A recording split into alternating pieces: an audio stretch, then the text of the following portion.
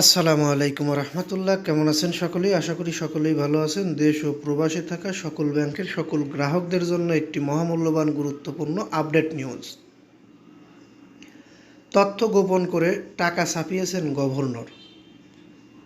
আসলে এই নিউজটি পাওয়ার পরে অনেকগুলো প্রশ্ন আমার মধ্যে খটকা দিয়েছে। তার মধ্যে সবচেয়ে বেশি খটকা পেয়েছি আমি একটা জায়গায়। গভর্নর টাকা ছাপানোর বিপরীতে একটি জিহাদ ঘোষণা করেছিলেন যে আমরা টাকা ছাপিয়ে কাউকে দেব না, কিন্তু না পেরে সেটি করতে হয়েছে গভর্নরকে।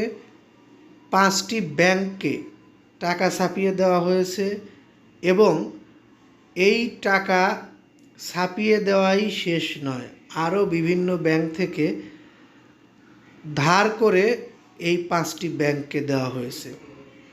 তাহলে আজকে গভর্নরের বিষয়ে এই নিউজটি উঠে এসেছে কি?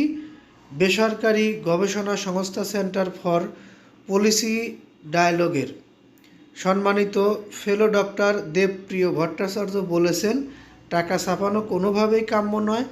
তার সংস্থা এটাকে কোনোভাবেই উৎসাহিত করে না। তিনি বলেন, ঘোষণা দিয়ে হোক বা গোপনে হোক, কোনোভাবেই টাকা ছাপানো ঠিক না।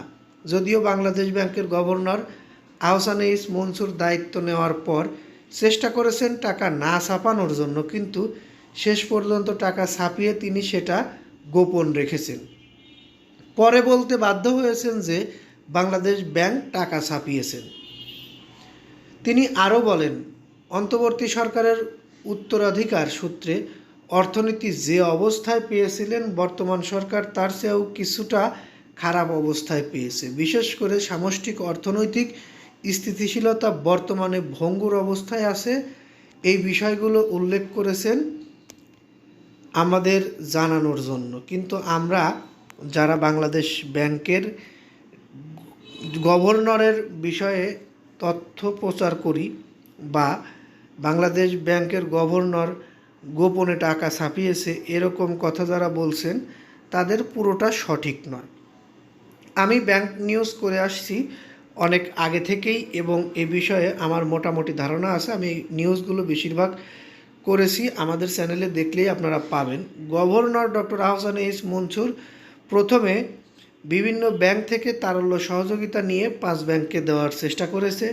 যখন সেটাতেও আর হয়নি, তখন 5 ব্যাংকের আবেদনের পরিপ্রেক্ষিতে টাকা ছাপিয়ে দিতে বাধ্য হয়েছে।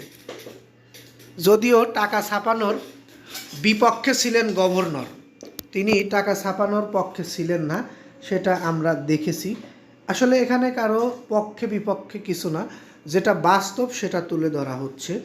পরবর্তীতে টাকা ছাপানো হয়েছে, টাকা ছাপিয়ে এই 5 ব্যাংককে দেওয়া হয়েছে। তারপরও এই 5 ব্যাংকের গ্রাহকরা কিন্তু এখন পর্যন্ত টাকা ফেরত পাননি।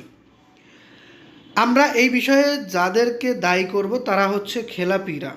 যারা ঋণ নিয়ে খেলাপি হয়েছেন তাদেরকে ধরুন শক্ত করে, তাদের কাছ থেকে টাকাগুলো তুলুন। গ্রাহকও বাঁচবে, ব্যাংকও বাঁচবে। কারো পিছনে না লেগে আমাদের উচিত হবে সবার আগে খেলাপি ঋণগুলো উত্তোলন করা। আমরা চাইব বর্তমান বাংলাদেশ ক্ষমতাসীন দল বিএনপি এই বিষয়গুলো ভালোভাবে তদারকি করে দ্রুতই ব্যাংকের গ্রাহকদের আস্থা ফেরাবে এবং ব্যাংক গ্রাহকদের আমানতের টাকাগুলো ফেরত দিয়ে ব্যাংক গ্রাহকদের পাশে থাকবে বলে আমরা আশা প্রত্যাশী। আপনাদের কোনো মতামত থাকলে অবশ্যই আমাদেরকে কমেন্ট বক্সে জানিয়ে যাবেন। ভালো লাগলে লাইক কমেন্ট শেয়ার করবেন। বিশেষ করে পরবর্তীতে আমাদের থেকে নিউজ পেতে অবশ্যই চ্যানেলটি সাবস্ক্রাইব করে বেল বাটন অন করে রাখবেন। এখানে আমরা কারো পক্ষে কথা বলিনি, কারো বিপক্ষে কথা বলিনি, যেটা বাস্তব সেটা তুলে ধরা হয়েছে। এখানে কাউকে ব্যক্তিগতভাবে আক্রমণ করার উদ্দেশ্য ছিল না। যাই হোক, আমরা এখান থেকে বিদায় নিচ্ছি। পরবর্তী নিউজের অপেক্ষায় থাকুন। ততক্ষণ সকলে সুস্থ থাকুন, ভালো থাকুন। আসসালামু আলাইকুম।